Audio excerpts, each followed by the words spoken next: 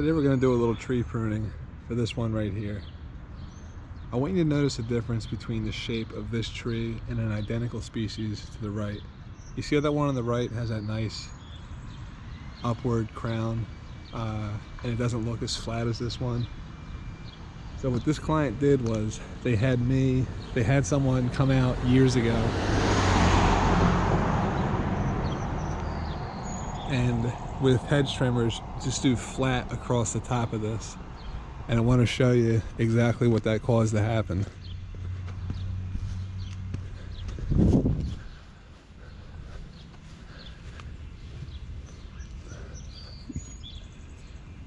So you can see this split out one right here with deadwood on it and that strange looking growth. These were all hacked back pretty good, he said. This one died entirely, right? And you can look up and kind of see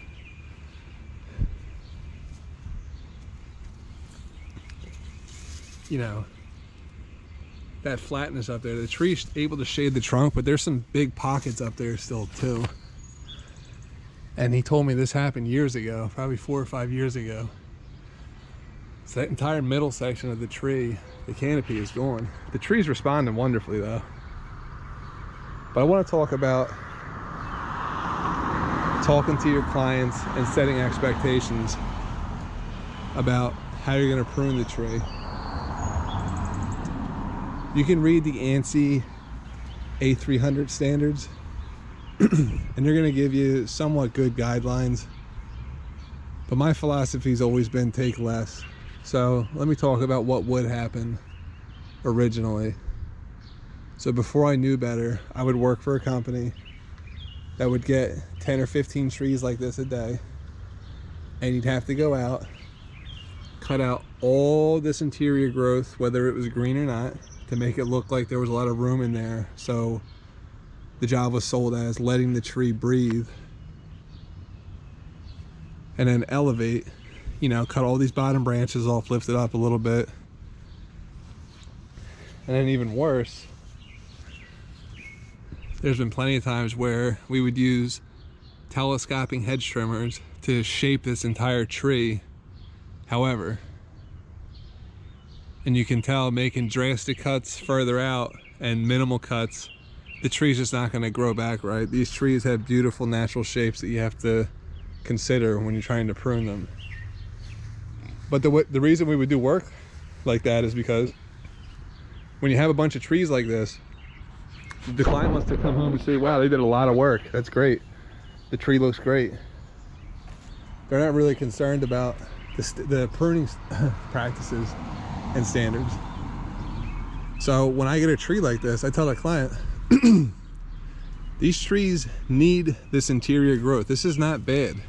There's nothing wrong with this. If it's not interfering with another branch, these understory leaves, or whatever you want to call them, they belong in the tree. It's also, when trees get extremely hot, when it's hot out, these trees have little palisade gates that open up that let water evaporate throughout the entire tree, and it cools the tree down.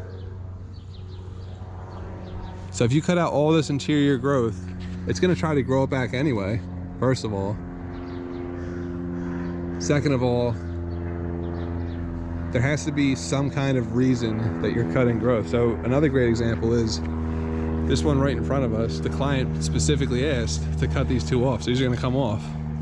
I would leave those if it were up to me, but he wants to cut the grass, they're in his way. I understand that. And the other one is right here on the house side, all that's got to get pruned back.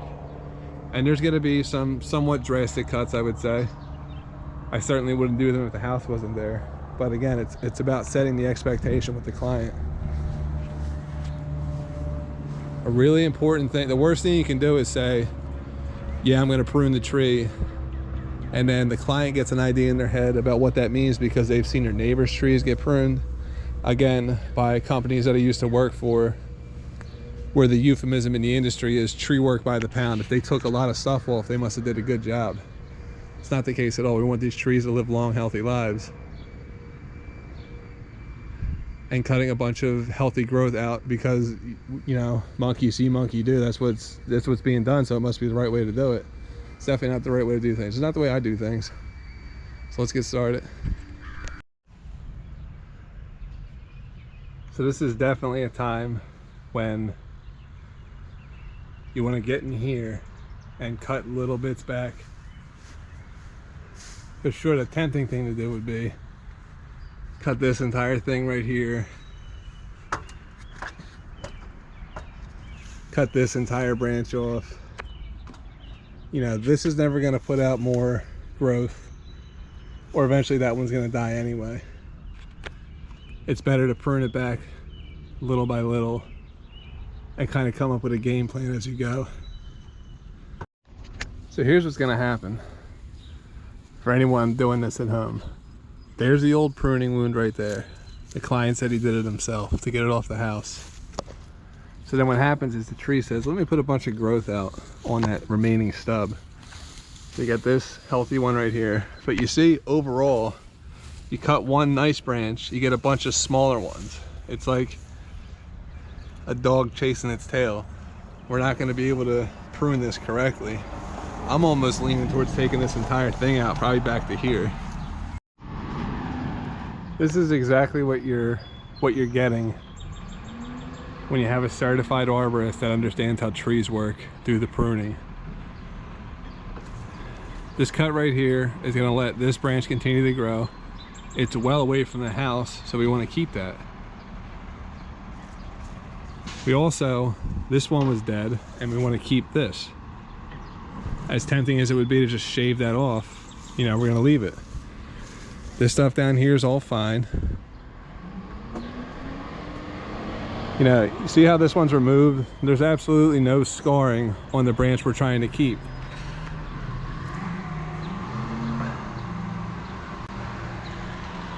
As you can see, I got a good amount of daylight between the house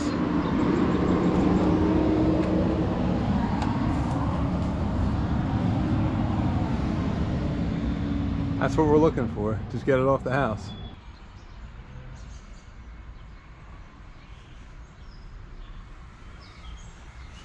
I'm gonna go up to the top real quick and I can show you how those old topping wounds healed. So you can see that top stub that's dead now is where it was cut last time. And it's got that branch going out to the right. So we're gonna leave that on there. Even far out there, that was an old stub. This one had stubs on it. You just gotta leave it. If it has green growth on it and it's not hazardous, leave it alone. Again, back to the pruning standards. A300 says no more than 25% of the total foliage on the tree and no more than 25% of any individual branch. So look, I can tell you plenty of people that would have cut all this interior growth out. Why? The client doesn't want that. The client's looking to me for advice. And I'm telling him, leave it. We want green growth on the tree. I've been on worked for plenty of companies that would have came in here with telescoping gas powered hedge trimmers and just cut every single, you see like that cut there? And it's got the node right underneath of it, so that branch is going to keep growing. When you cut, if you look at the difference between a pole clip cut, which is very precise, and a hedge trimmer, it just makes a mess.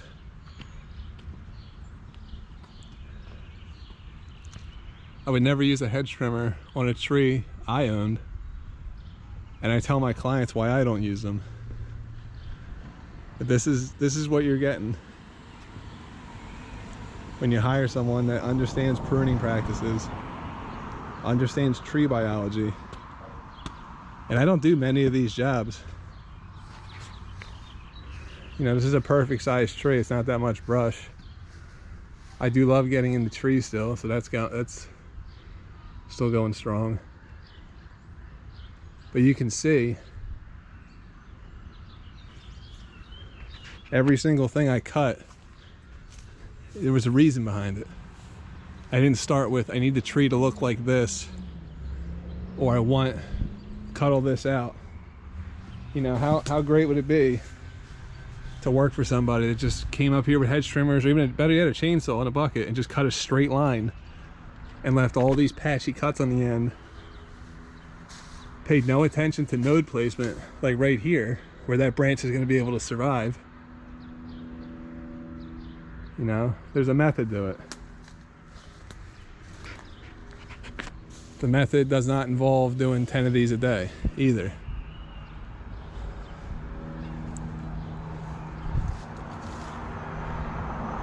Another thing to think about, you know, this little growth right here, you know, we're not worried about it. That's lovely, lovely, healthy growth. Just leave it on there. If the client wants, they can cut that off if it's really that bothersome. But that was an old pruning cut.